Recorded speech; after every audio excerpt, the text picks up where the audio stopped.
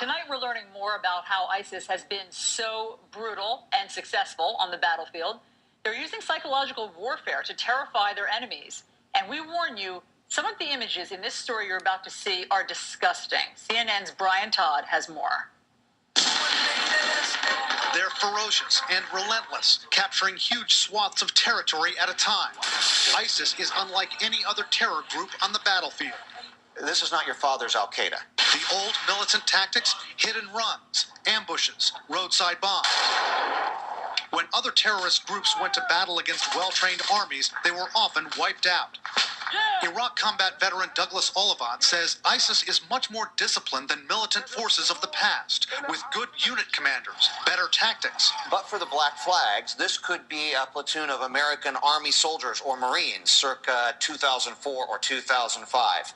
Again, moving in formation, soldiers throughout the column. We can see the crew-served weapons, the machine guns in the vehicles they can use to establish a base of fire. Training is a big difference with ISIS, analysts say. They're getting help with that from outside. They also now have been bolstered by a significant number of Chechen fighters who have joined their ranks, also foreign fighters from across the Arab world, some with significant experience in urban warfare. What also makes ISIS dangerous on the battlefield? The way they get the most from their arsenal. Some of it is more primitive, like this tank, but perversely, the more primitive the equipment they capture, the more likely that they are to be able to use it to maintain it. Simpler is better in their case.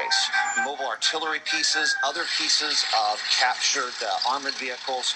Experts say while the new tactics, training, and weapons have been indispensable to ISIS on the battlefield, and a crucial reason why they've captured so much more territory since June, there's another weapon they use, a psychological one, that's also been very effective. A warning, you're about to see some disturbing video.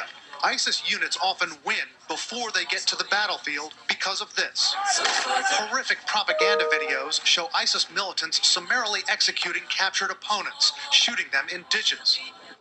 My name is Justin Peck, and I'm here to talk to you about a recent international conflict regarding ISIS and whether or not we, the United States, should become involved. So ISIS stands for the Islamic State of Iraq and Syria, and recently a religious conflict has broke out between them regarding the Islamic faith and the Sunni and Shiite Muslims. A war has broken out thanks to the leader, this man, Abu Bakr al-Baghdadi, and his fellow Sunni Muslims. They began the war against the Shiites, and eventually Baghdadi aimed attacks at military officials and police. Then he took his army over to the Shiite Muslims in Syria, and where they strive to expand the Sunni religion and eventually create their own country. They're not afraid to use deadly force, and so far no one has stopped in their path. My argument is whether or not our military should become involved. The pros of this is we have a very powerful military that is capable of sustaining terrorist forces because we've been in the Middle East before with war in Iraq and Afghanistan, so our military is very familiar with the Middle East because of our prior experience. With recent terrorist history such as 9/11 14 years ago, we now have the motivation to help prevent more terrorist attacks on our American soil.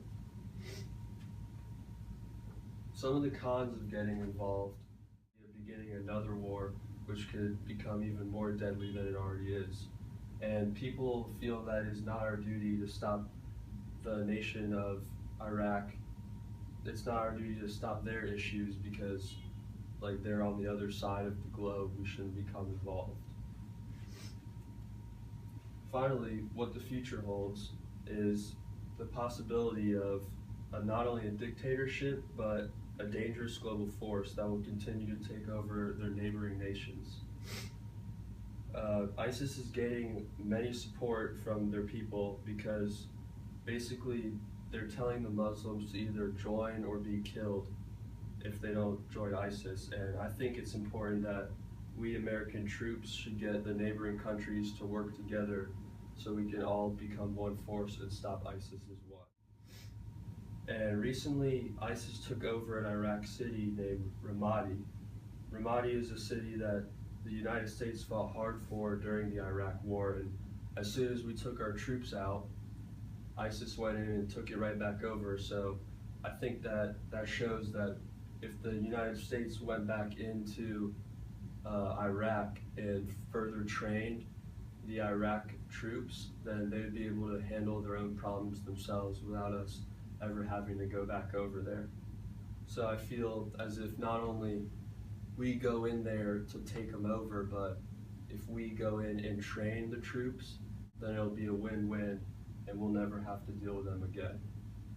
So this personal connection that it has to me is basically the military is interested in me and it's all over the news, and I feel like if we help other nations work together, it might even spark an end to terrorism as a whole.